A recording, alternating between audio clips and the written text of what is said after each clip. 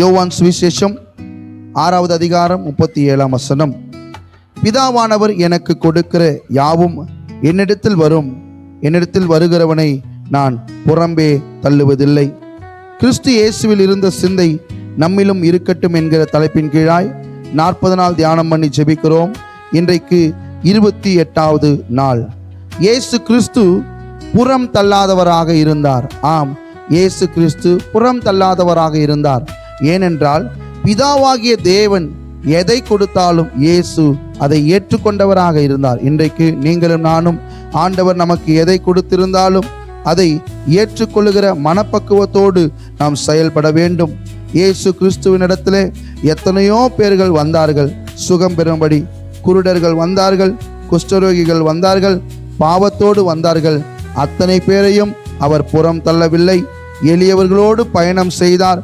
பிற இனத்தவர்களையும் அவர் ஆசீர்வதித்தார் என்று நாம் பார்க்கிறோம். மத்தேயு சுவிசேஷம் 15ஆம் அதிகாரம் 22 முதல் 28ஆம் வசனத்திலே சொல்லப்படுகிறது. கானானிய ஸ்திரீ ஒருவள் வந்து அவள் மகளுக்கு கொடிய வேதனைப்படுகிறதை அங்கே இயேசு கிறிஸ்துவிடம் சொல்லும்போது அங்கே அவர் சில காரியங்களை கடினமாய் பேசினார் என்று நமக்கு தோன்றுகிறது. ஆனாலும் அவர் பிள்ளையாக வேண்டும் என்கிற அந்த காரியத்தை உணர்த்தி அவர்களுக்கும் சுகம் கொடுத்தார் என்று வேதம் சொல்லுகிறது. இன்றைக்கு நம்மோடு கூட இருக்கும்படி கர்த்தரால் நமக்கு கொடுக்கப்பட்டவர்களை நாம் புறந்தள்ளுகிறவர்களாக இருக்கிறோமா?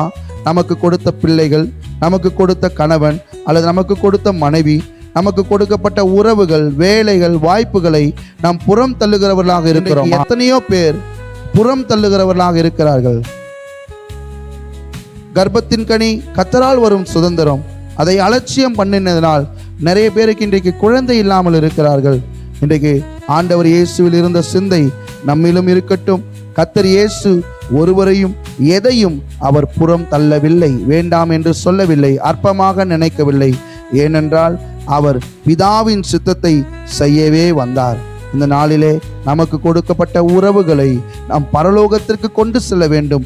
நாமும் பரலோகத்திற்கு செல்ல வேண்டுமானால் எல்லாரையும் நாம் காத்துக்கொள்ள, எல்லாரையும் சேர்த்து கொள்ள கர்த்தர் விருப்பமுடையவராயிருக்கிறார். கொடுக்கிற வாய்ப்புகளை பயன்படுத்துங்க, கொடுக்கிற உறவுகளை கட்டி எழுப்புங்க.